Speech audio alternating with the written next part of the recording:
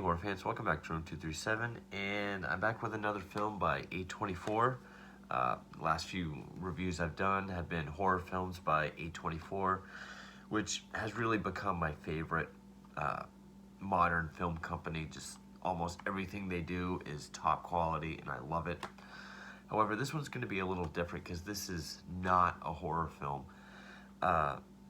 It actually takes a concept or themes or an aesthetic that you would see in a horror film, but takes it in a very different direction. And it's one I've heard of before. I've heard nothing but great things, and I finally got to see it. I will be doing some A24 non-horror films, but not too many. But this is the first one, and it's 2017's A Ghost Story. And yes, that is a ghost with a sheet. Now, and I think that's one of the big things people remember about this film is, yes, the whole movie, there is a ghost, but the ghost is shown with just a bed sheet with eye holes, which was done on purpose. And I first heard about this, I think it was Red Letter Media's Half in the Bag 2017 catch-up, and both Jay and Mike said they really enjoyed this. And anytime Jay says he loves something, I always check it out, especially horror, which again, this one isn't. But this is a wonderfully made film, and even context and everything aside, these are the kind of films I really gravitate towards. I mean, whether it's horror or not. I mean, a very limited cast. I mean, Casey Affleck and Rooney Mara, that's basically our cast. You have extras, but it's basically just these two. Very limited setting. I mean, it's pretty much this house, and extremely limited story. It really is, you know, it's all about time. This movie literally is about the passage of time. And it's just wonderfully made. I mean, it was written, directed, and edited by David Lowery, who I know he did, he did do Pete's Dragon, which I did see, but, he also directed The Green Knight, which just came out for A24 as well, but The Old Man and the Gun, which is one that I wanted to see, and Ain't Them Body Saints, which also had Mara and Affleck. And the cinematography was done by Andrew Droz Palermo, and the music was done by Daniel Hart, but I think he collaborated with Lowery as well. It was released in 2017. Now, the budget for this, and I also love movies that can really just take a budget like this and just run with it. This was made for $100,000. That's it. I mean, that is a micro budget, and it looks fantastic. I especially love how it's presented. I don't know too much about aspect ratios. I've heard people call this 4:3, but then I heard someone else say 1:3:1, which is, I always thought that was the John Carpenter widescreen. I'm pretty sure it's 4:3, which is that, like the rounded is very narrow. I'm pretty sure it's the same way that The Lighthouse was presented. So it creates this like little vignette type with like rounded corners, which does help because it helps make it look like a snapshot, which does help with a lot of how the narrative is given, because Lowery did want this movie to feel very spontaneous, and like when we come into scenes like halfway, like if there's a conversation between Affleck and Mara, we come in like in the middle of a conversation, or if they're joking around with each other, there's no context. So literally that a vignette format does help it feel more like a snapshot in time. And I think that really helps it. It helps make it more effective. Also, the reason why he went with the bed sheet was he wanted to make a movie with just a rudimentary ghost costume. And then I guess he had an argument with his wife about a move, and he was also having an existential crisis about earthquakes and stuff. There's more into it than that. I'm kind of paraphrasing. So he wrote the movie kind of about and through all that. But he loved the idea of something that is either humorous, naive, childlike, innocent, sweet, or funny, and putting it with something that's very heavy, something with a lot of gravity, something dark or emotional or deep. He really likes that juxtaposition, and I think it works. I mean, I'm sure some people will see this and just think, oh, it's stupid, or they're trying to be funny, or it's a parody. But I think it works. I think it would have been way better than if they tried to make Casey Affleck transparent or try to make him a ghost. Or if he didn't have Casey Affleck there at all and just sort of had something to show a presence, like lights flickering. I don't think that would have worked either. Also, I'll get into it more, but there's a subplot with a note that Rooney Mara leaves for Casey Affleck, which the ghost spends most of the movie trying to get to in a crack in the wall. We don't ever know what the note says. Spoiler alert. And even he says he doesn't know what Rooney Mara wrote in the note. And he says it doesn't matter because whatever answer is given is never going to be good enough. So, yeah, no matter what they try to do with the ghost, I think this is the best option. and I do think it worked. It did help create some sympathy for the character. It did help give more innocence to it, and it was mostly interesting to see. Also, this very simple, just bedsheet ghost with all this very somber, it is a very somber film. It's a very a melancholic, bleak, sad, depressing. You kind of got to be in the right mood for it. And apart from that, another reason why it's not for everyone is, and I like movies like this, is one thing that's been noted is the pacing. It's 92 minutes, but another thing David Lowery is into is very, very long takes, long shots. There's one of the biggest scenes in the movie is this 6 or 7 minute uncut shot of Rooney Mara eating a pie. She's grieving, she's eating a pie, she just sits on the kitchen floor and the camera just holds on her uncut for 6 or 7 minutes as she just silently eats. Eats this pie until eventually she gets up, runs to the bathroom and gets sick. He said, he likes finding the balance between uncomfort and I think he said awkwardness.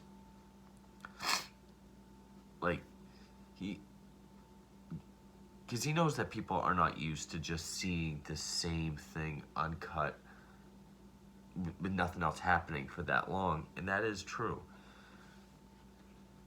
And I think people would just find this movie to be slow and boring, and where nothing happens. But the whole movie is about the passage of time, so I think scenes like that work perfectly. And that's earlier on in the film. That's like one of the first things that happens after Casey Affleck becomes a ghost. So I think that really sets the tone for what kind of movie this is going to be. And, you know, if you are a ghost in a house and you can't communicate with anyone or anything, you're just kind of, you know, sitting there or not really loitering, but, you know, it's going to be kind of monotonous. I think it tries to show that, you know, life as a ghost is kind of monotonous.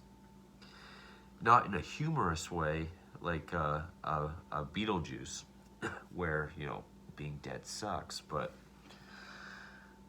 also to help show the passage of time. I think there's a loop where, like, Affleck is standing in, like, the living room, and he sees Rooney Mara come out of the bedroom to go out the front door to leave. Where every time she shuts the front door, she comes around the corner again, in, like, a different outfit to show, like, a different day. And basically the idea is he just wanted to show this ghost that's in this one location for hundreds of years. And just the passage of time. And it's a very quiet film. The score is very ambient and dark at times. There's even some scenes that look and feel like it could be in a horror movie. Like my favorite scene is, which also kind of helps set the tone for both the audience and Casey Affleck's ghost character, is I think it's after the pie scene. He goes up to this window and he sees the neighbor's house, and in the neighbor's house there's another ghost in a sheet.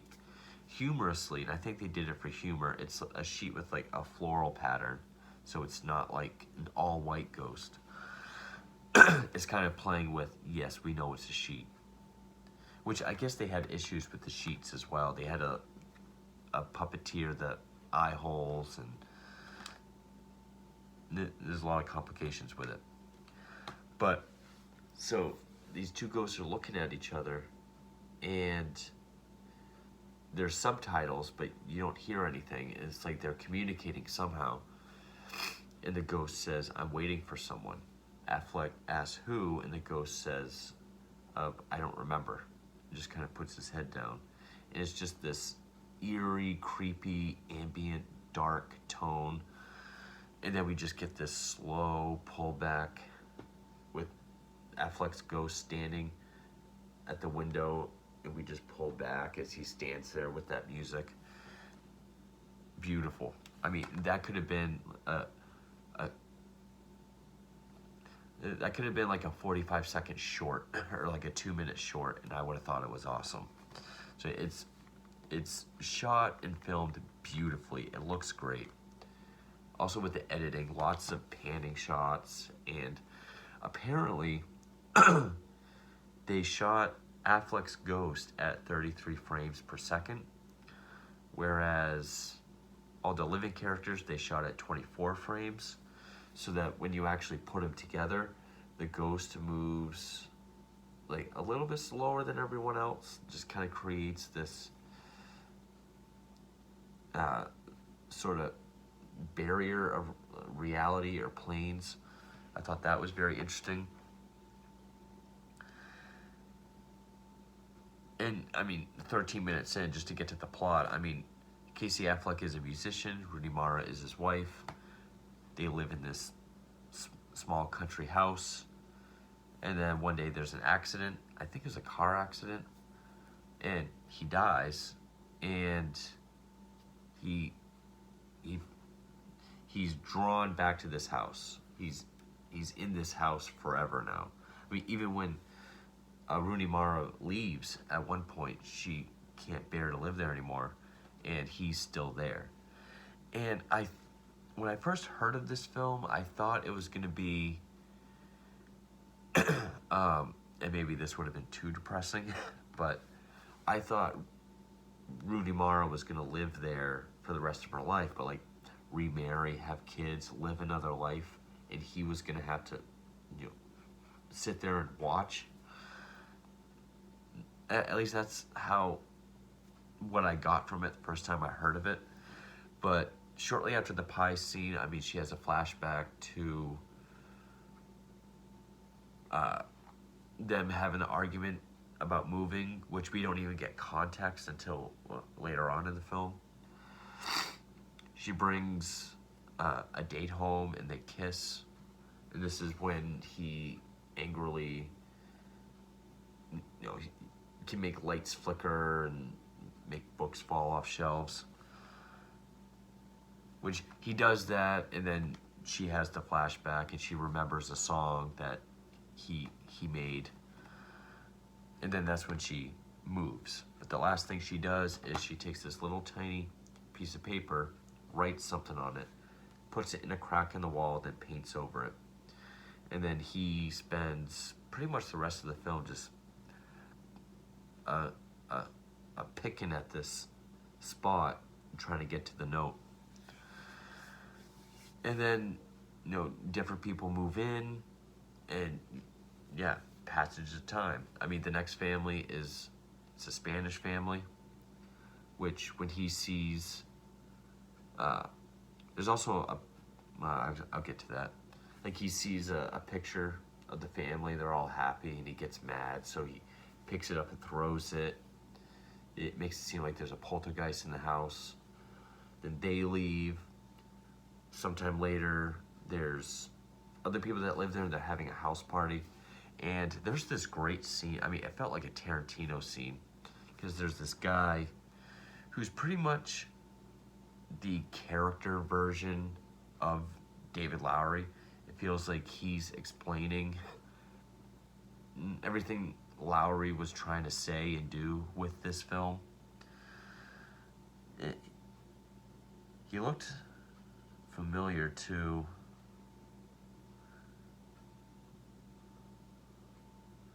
was it Will Oldham? Prognosticator is what he's credited as. And I guess Casey Affleck's character name is C and Rooney Mara is M. That's all we know them as.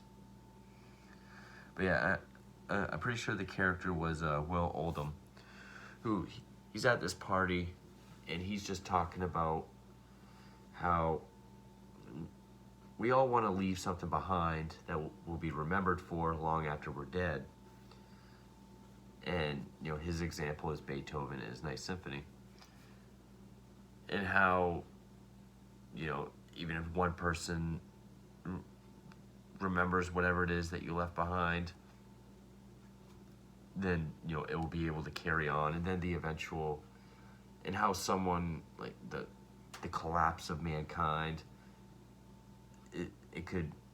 mankind could rebuild itself, and civilization could rebuild itself if someone remembered something like a song. And then talks about how, the sun swallowing the earth and things in the solar system. It's a wonderful monologue. It felt, he sold it very well, and it felt something straight out of a Tarantino film. I know some people have a problem with that scene because it really is kind of like David Lowery saying, hey, this is what I want to do with the film. And really, that's kind of what Casey Affleck's deal is, because he is a musician, and we do hear this song that he wrote a couple times throughout the film, and he doesn't want to leave the house because he says it has history. I guess he's worried about being forgotten or not leaving behind some sort of legacy. But shortly after that scene, it kind of gets confusing. I think I know what they were going for. I'm going to guess, and I'm sure people will correct me. But after that, the house is completely dilapidated. And just as he's about to get the note out, the bulldozers take the house down. And the neighbor's house. And it's really depressing, even though, there's this shot of all this rubble and these two ghosts just standing there looking at each other. And the neighbor ghost says, I don't think they're coming. And then the sheet just, which I thought that was interesting. And then we pretty much, this is where the movie kind of takes a turn. It kind of lost me for a bit. Wasn't quite sure where it was going. Or I did, but then when I thought I knew where it was going, it changed on me again. And we pretty much see, it's this montage of the erection of a high rise. And eventually, Ghost is in, this high rise office building where his house used to be. And he just steps off the balcony and falls. And then he's back in the 19th century with these settlers. And the young girl is humming or singing the melody to his song. So I'm guessing, yeah, it's been a few hundred years and maybe there was a collapse of mankind. And it's sort of starting over again, or life is starting over again. But, then like the settlers are attacked by Native Americans, the daughter is killed, and even the ghost looks at the decomposed body of the girl. And then eventually, he's back in the house again, and there's a realtor showing it to C&M. He's seeing them being shown the house for the first time, and then he witnesses their marriage. Sees all the tension, the issues, they didn't perfectly get along. She didn't want to live there, he did. And actually, in the very beginning of the film, there's a noise on the piano. And they're in bed, they get up to check it out, and there's nothing. Well, in this scene, we see that, I don't know if he sat by the piano and hit it, but it made a noise. So, that's what it was in the beginning of the film. And then, before you know it, there's two ghosts. To show that, the accident happened again, and now he's back in the house again. Which, again, I'm kind of iffy on what exactly, like, did life reboot itself? Is it like an endless cycle? And he's just going to keep, he's going to keep reliving all of this until he crosses over, which he does eventually get to the note. He opens it. We don't see it, and as soon as he opens it, the sheet falls. And even David Lowery said that Rooney Mara did write something, but he didn't tell her what to write, and he didn't ask her what she wrote. He wanted it to be very personal for her. So, and, he did say, no matter what answer we gave, it wouldn't be good enough for people. And I'm like, someone finally said it. We can have some ambiguity. People want to be spoon-fed every fucking detail of a movie. Like, I'm sure there would be people saying, well, they should come out with a prequel or a sequel so that we know what the note said.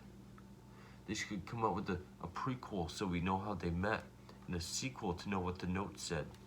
Like, do we need to know all these things? That's why we get movies like Chainsaw Massacre at the beginning, because there's all these stupid questions that normally people are not asking that we don't need to know. So yeah, I don't know if it was trying to say like this perpetual purgatory where he's just going to keep reliving life from the very beginning to the very end in this loop until he, finally accepts that, I guess what the guy was saying was true. The guy at the party was, maybe he'll be remembered, maybe he won't. He, the point is, just do. Because the guy at the party was talking to a girl about writing a book and that she didn't want to. So he was like, no, do it. Like, seriously, do it. So maybe he finally crossed over at that point and it will end the cycle. I don't know. I will say the idea of technically, I loved this film. On a technical level, I thought this film was magnificent and just loved the way it's shot, cinematography. I love the aspect ratio format. Loved the music. The score was very eerie, just very atmospheric. I do like the idea of whether it's a horror movie or some sort of drama like this, a ghost being shown as a sheet and it being taken seriously, like, yeah, it does look silly, but it also helps create an aura of innocence around it as well. But it's also just very simple, and I mean, it's pretty much like the universal representation of a ghost. I thought that worked. And even I haven't seen too many movies with Rooney Mara, but this, and even though she doesn't have a lot to do screen-wise time, or she's not in it much, but when she is in it, she's very good. It's probably the best performance of hers that I've seen. I know the idea was for Casey Affleck to be able to do a lot of physical acting and body language, but the sheet caused problems with that. So it created the acting challenge of having to be very precise and patient and slow with every movement. I think he did a very good job with it. There are shots in this that I think are very brilliant. I mean, just the way it, especially that scene with the two ghosts at the window. The one ghost saying that he doesn't remember who he's waiting for. He's just waiting for someone. Like, he's been doing this for decades or centuries. I think that's kind of the point where, because I was taken as Affleck doesn't really know what being a ghost is like, and he slowly kind of figures it out. Like, at that moment, that's when he realizes, like, I'm here forever, and eventually I'm just, I'm just gonna be here. I'm not, even if I don't remember why. And just creepy, dark, ominous music with just that pull back of the camera with him at the window. But also the way the neighbor ghost looks, like, we see it, the camera's in the house looking out the window, so just the fact that it's kind of in a distance through another window in another house did make it kind of creepy looking. I liked that. So on a technical level, I thought this movie was excellent. Narratively, I think I would have liked it more had it been if Rooney Mara stayed in the house but moved on with her life and the ghost couldn't, and he had to watch her remarry, have kids, be successful with her career, grow old together, whatnot. That, or if it was just more and more tenants coming in and it didn't make that turn when the house got demolished, or have it get demolished at the very end. So, I mean, yeah, I've never written a movie before, but, and that's just a minor, I wouldn't even call that a gripe. I would just say that's kind of where it not lost me, but kind of didn't have as much of a grip on me as everything prior. But yeah, you definitely feel the emotion of the film. You feel the weight of it. It's very, it is depressing. And, I like slow movies anyway. I love slow films, movies that take their time. I love movies that aren't afraid to be quiet and, really use film as a way to visually tell a story. So when you have a 6 or 7 minute pie eating scene with no dialogue, just uncut, unmoving camera, just someone eating a pie, it works for me. I know some people will hate it, find it boring, but I think that really does help establish how this movie is about time, how time passes, and it can be very slow. I thought that was clever. I thought it worked. Also, just, and again, that vignette format really worked with the sort of snapshotty way we get the narrative. Like when we see a conversation or we see them doing something together, it's always, we come in randomly, everything feels spontaneous, which I don't even think there was really a script. There might have been. I think Lowry just told Affleck and Mara to just act natural. So he said every time they kiss or hug or walk by each other, it's very spontaneous and natural. So again, helps create that snapshot, like a snapshot in time type frame. But yeah, another reason why I really dig A24, not just their horror movies, but they can really take a very well made, almost art house, it's different, that isn't afraid to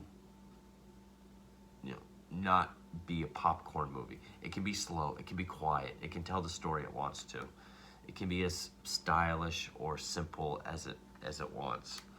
And another very solid film by A24. A little sad and depressing, but still very good.